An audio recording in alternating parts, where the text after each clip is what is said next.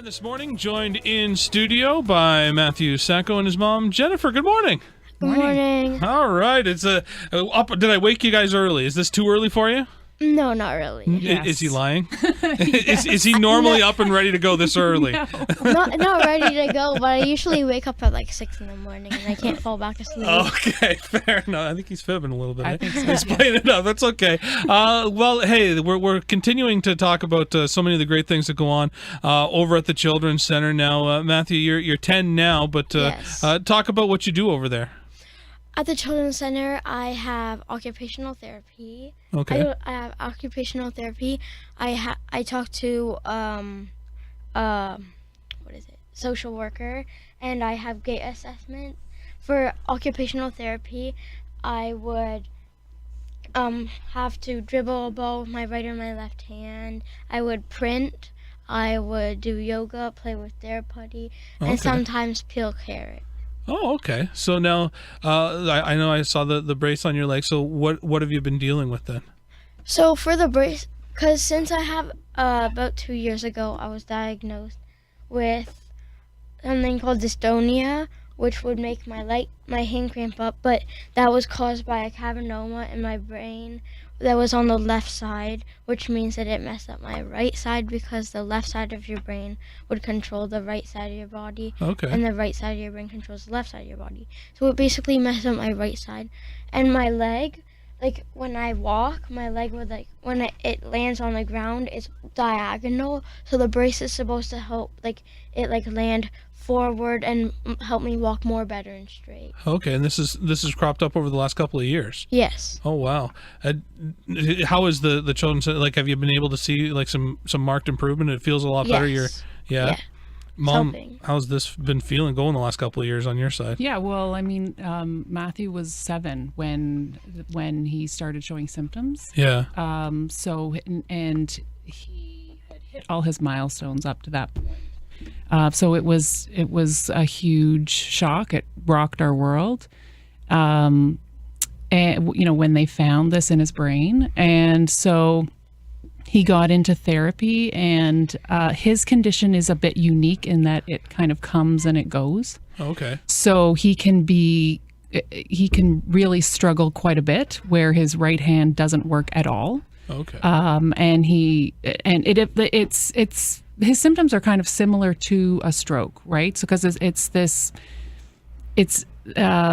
it's like a tumor in his brain, and it's pressing on the left side, so it's affecting his right side. So his right hand doesn't work, and he doesn't have control over his arm, and he's limping, and he can lose some ability to speak, just controlling the whole right side of his body. So he's been, initially it was quite bad, and then he was going for therapy, and it has kind of right now he's in a period where he's doing quite well, but we need to continue to go to the center so that he is, when the symptoms come back, then he'll be able to continue to have care, and he needs to continue to use and strengthen the right side of his body so that it's always there for him. Yeah. What was it like when it started cropping up? Because I imagine the process of getting it diagnosed and kind of getting all that figured out was probably a little different.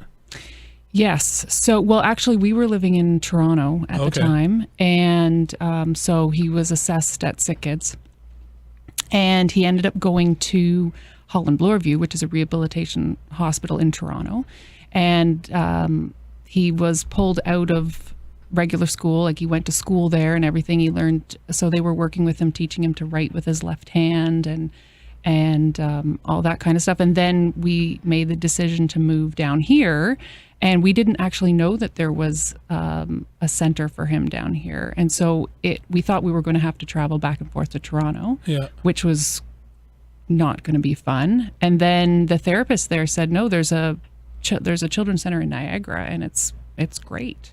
So we were able to transfer Matthew over here. And Matthew, what did you think of the Niagara Children's Center? I think the Niagara Children's Center is pretty good. They help a lot of kids in need.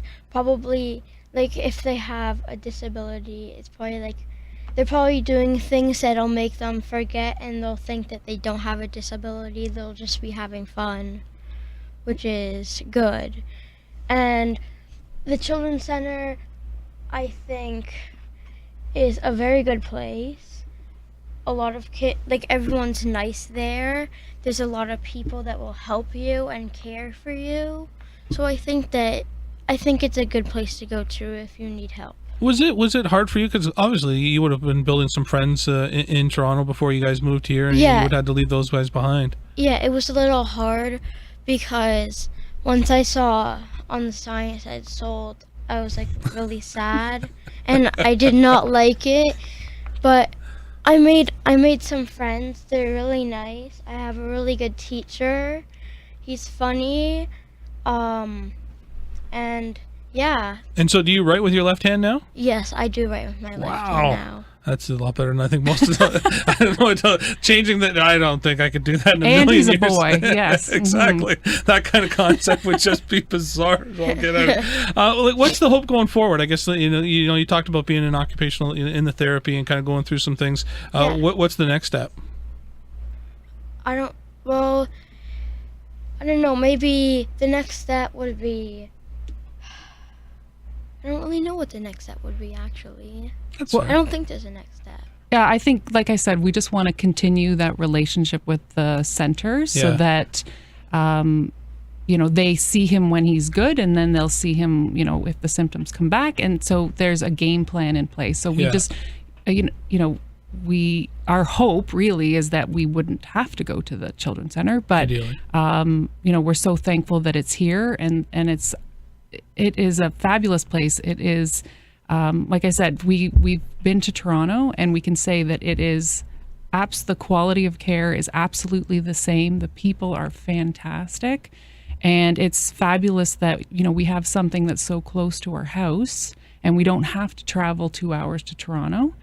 And so now we have this relationship, and they're there for us when we need him. And you're in an interesting situation, right? Because I think a lot of people moving from Toronto, like you said, you would be worried about, I'm going from the big city where we've got everything we need. We've got all of, we've got sick kids under, and we've got all these other kind of programs, and worried about going to a smaller municipality. But it's like when you get here, you can see what they're doing over there. Yeah, absolutely. And that was like when they asked Matthew to be an ambassador, I thought this is going to be an easy answer because our story is a bit unique, right? Like we can say that the quality of care in Toronto is comparable to what it is here, and the people of Niagara are so lucky, and a lot of people don't even know that it's here. Yeah. And you have such a fabulous facility that makes people's lives so much easier. Makes this so important. Are you going to go back to bed now? No. No, you're not allowed to take a nap now. No. No, I'm probably gonna start getting ready for school. Should be good. Well, best of luck going forward, and thanks for sharing the story. It's part of this this incredible thing that goes on here in Niagara and the Children's Center, which is such an important part of our community. Thanks for coming in.